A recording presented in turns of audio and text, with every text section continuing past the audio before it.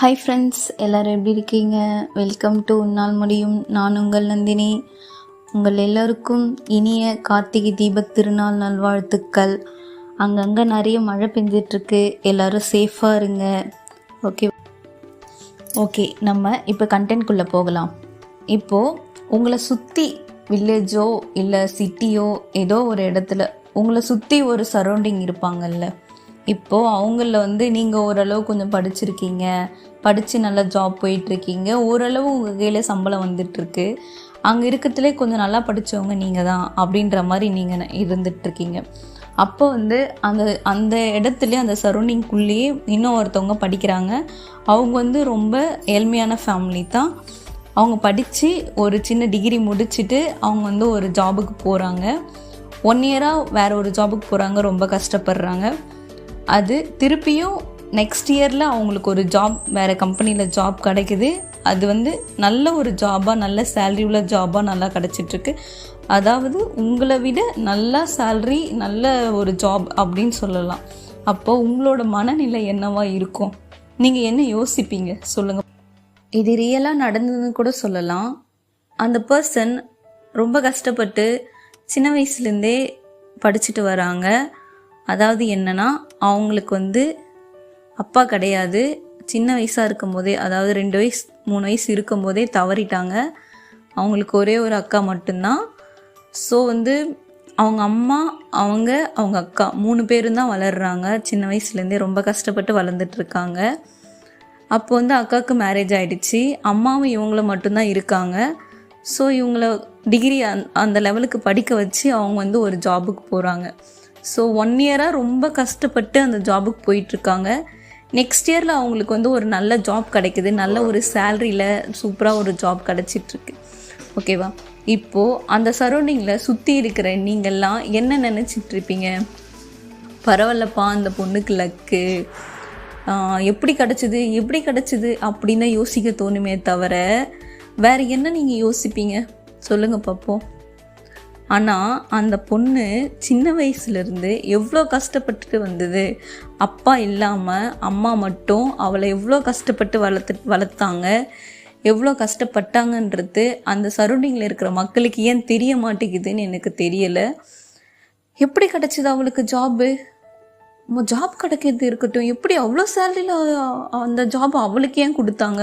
அந்த பொண்ணுக்கு முதல்ல ஏன் கொடுத்தாங்க? நானும் அங்கே தானே வேலைக்கு போகிறேன், எனக்கு ஏன் கொடுக்கல அப்படின்னு சொல்லிட்டு அது ஒரு மாதிரி சந்தேகமாகவும் பார்க்குறாங்க. ப்ளஸ் எப்படி அதை நான் சொல்கிறதுன்னு எனக்கு தெரியலை. ஆனால் அந்த பொண்ணு சின்ன வயசுலேருந்தே கஷ்டப்பட்டுட்டு வருதுன்றது அங்கே இருக்கிற எல்லாருக்குமே தெரியும். அப்போது இது அவள் கஷ்டப்பட்டதுக்கான பலன் கடவுளாக பார்த்து கொடுத்துருக்காங்கன்றத யாருமே ஏன் யோசிக்க மாட்றாங்கன்றது தெரியலை. அவங்க அம்மா ரொம்ப கஷ்டப்பட்டு வளர்த்தாங்க. அவங்க 2 பேர் மட்டும்தான் வீட்டில் இருப்பாங்க. கழனிக்கு போகிறது, வேலைக்கு போகிறதுன்னு சொல்லிட்டு அவங்க வேலையை அவங்க பார்த்துட்டு இருந்தாங்க. ரொம்ப கஷ்டப்பட்டாங்க. ஓகேவா?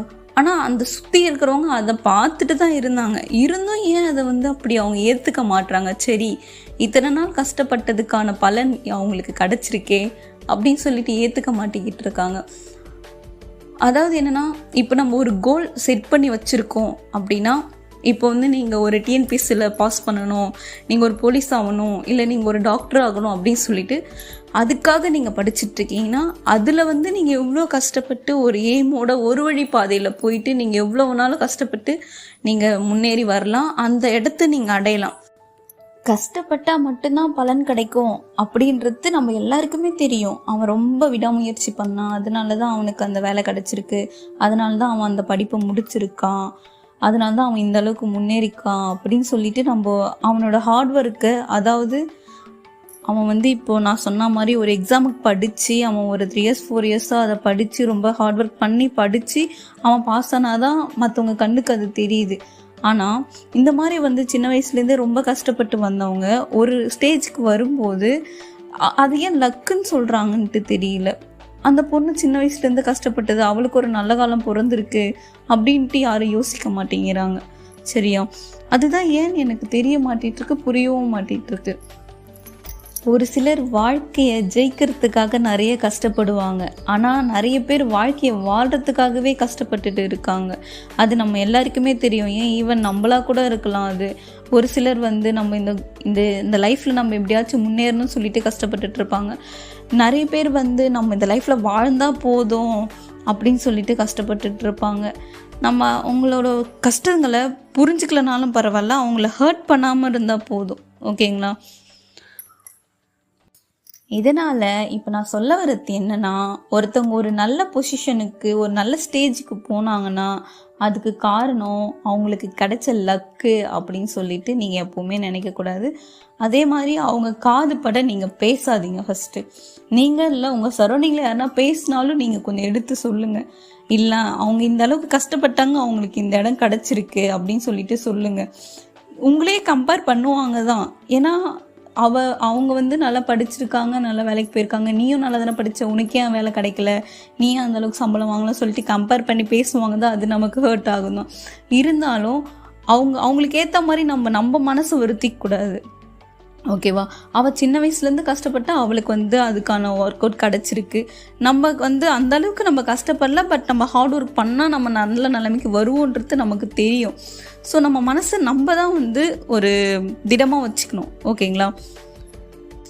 அதனால் அவன் அவ்வளோ பெரிய ஆளாயிட்டான், இவன் இவ்வளோ பெரிய ஆளாயிட்டான், இவன் இவ்வளோ சேலரி வாங்குறான், இவன் இந்த அளவுக்கு முன்னேறிட்டான்னு சொல்லிட்டு அவங்கள பார்த்து நீங்கள் வாழாமல் நீங்கள் உங்களுக்குன்னு ஒரு கோலை செட் பண்ணி நீங்கள் அதுக்கான முன்னேற்றத்துக்கு என்ன பண்ணணுன்றத நீங்கள் பாருங்கள்.